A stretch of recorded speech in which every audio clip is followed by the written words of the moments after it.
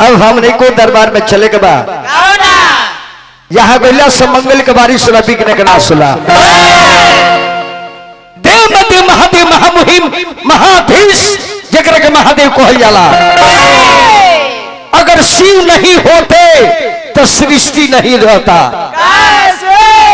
इसलिए लिखा जाता है सत्यम शिवम सुंदरम।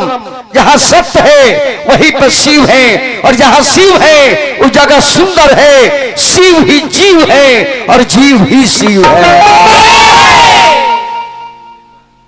शिव के बने दुनिया चली ना, जाना शक्ति के चलते देखी शरीर 100 बन गई। फिर हमारा छोटू बाबू जय हो एकदम डॉक्टर बनो कलेक्टर बनो। फिर हमारा बलिया कुटी से आ गई बबुआ के तरफ से यह भगवान के शरीर है। ये पैसा देता रहे भगवान नारायण हुए। इकरा का टेंशन बधान हो कि ना हो तो जरा टेंशन अलग वह भगवान बा।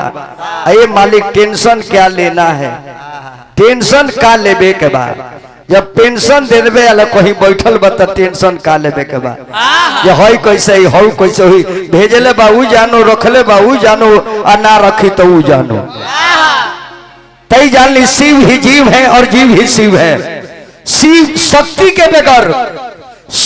के बगैर शिव 100 बन जाते हैं, और शक्ति साथ में रहती है तो 100 भी शिव बन जाते हैं। वही बाबा जी के न्योता देव जाना। बाबा जी कैला समंगल के बारी सोला वही बाबा से कहे बाबा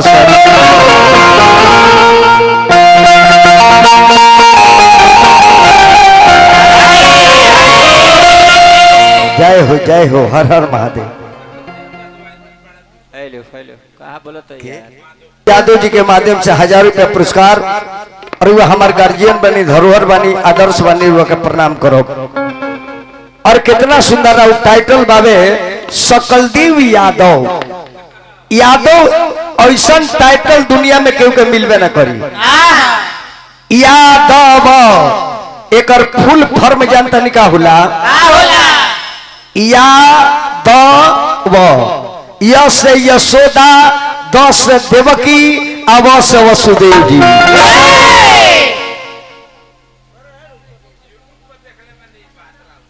बनी नो ऐसे यादव समाज के दर्शन करे के चाहिए। 100 रुपया पुरस्कार छोटू बाबू की तरफ से मिलल। पढ़ लिख के महान व्यक्ति बनो।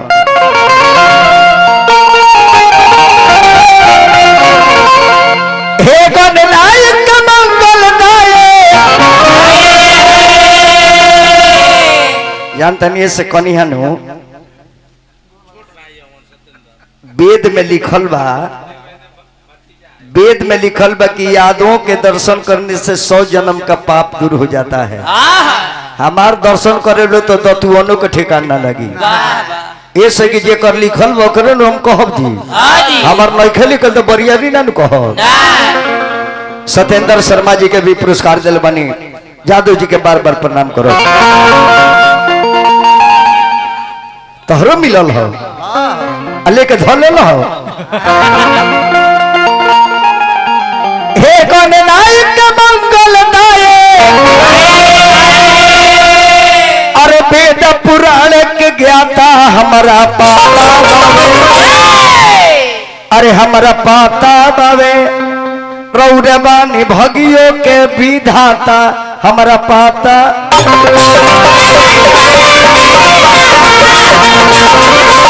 रौरबानी भगियों के विधाता हमारा पाता।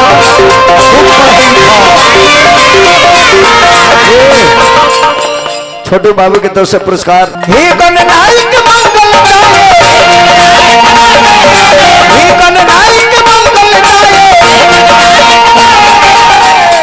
अरे वेद पुराण की ज्ञाता हमारा पाता बावे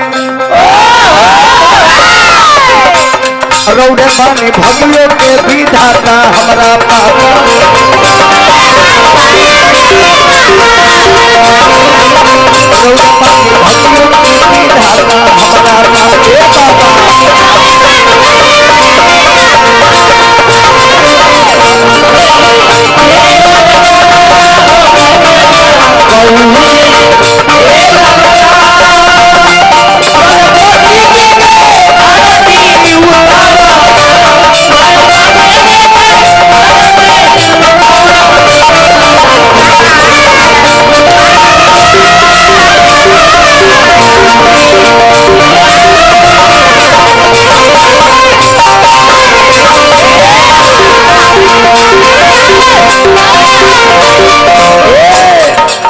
ए बाबा सुन ले बानी।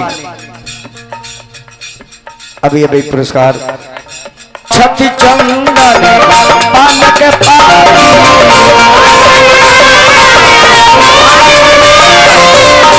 छठी चंदन पान के पानी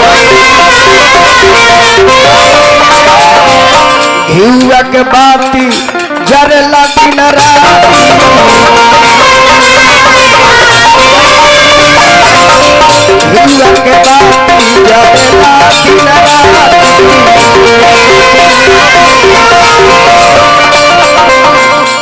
मंगल करुआ मूर्ति है बाबा जी श्री वीरेश भारती। छठी चंदन पान के पानी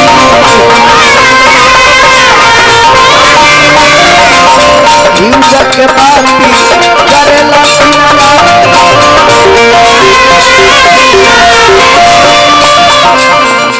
अनरा देखे घूमे बोले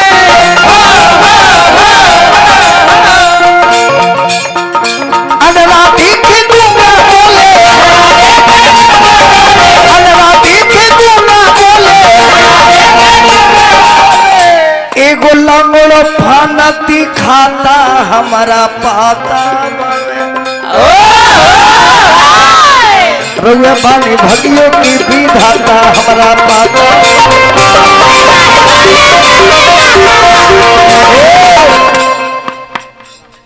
फिर हमारा भारती जी के कर हाउ कटिया पेटड़िया 100 रुपया पुरस्कार भगने बानी। ये ऐसा जग बानो भारती जी ये जग में अगर लड़की के लड़का एगो भोजन कर लेता लड़की के लड़का एगो यदि भोजन कर लेता इस जग में तो 11 गो पंडित जी नाइयो रहे तो काम चल जाए। अब बहुत ऐसा पंडित जी कहे हमने के रोजी रोटी मारत है कहा जाने कहीं 2 गो भगना गए तो 21 गो के काम चल जाए माने लिखल बा तो कनिया हम बढ़िया थोड़ी कहता है लेकिन एक को दिक्कत बाकी भगना का रुपया ले वही के ना लेकिन रात को ने ले लेनी है दिन रही तब एकदम ना लेती। अरे तो लेके दे दी है ना हमरा के अब बतियाई यही एगो गोसाई के पैसा गोसाई ना पचाई अही कर दे के लिए भगेलू 10 के अरे चलो मानी ना एक के छूट देते थी बगली फाड़ के पैसा ले ली।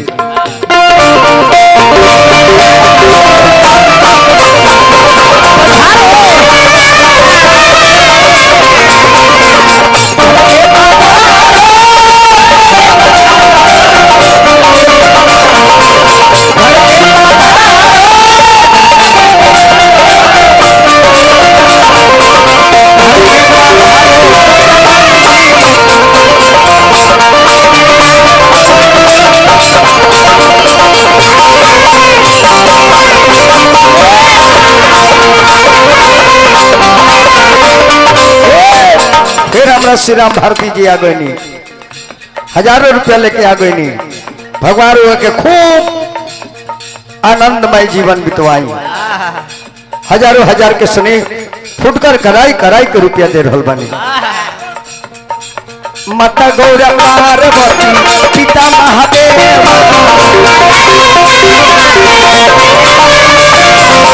लड्डुआ के भोग लागे संति कर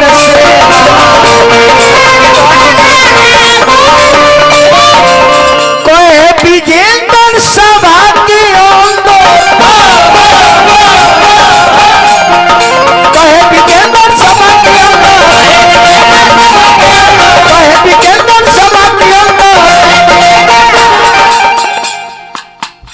चिरंजीवी खूब पढ़ लिख के वीआईपी व्यक्ति बनो माता पिता के गर्भ होकर ये हमार लड़का खानदान के नाम रोशन कर दिल इतना वीआईपी बनो माई बाप दादा दादी के नाना नानी के और गांव से ममहर ले नाम रोशन हो जाए।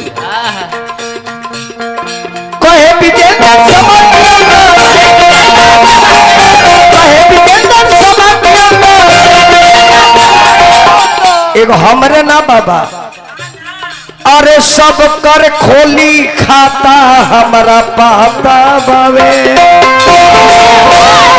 अरे रौरे बानी भगियो के विधाता हमरा पाता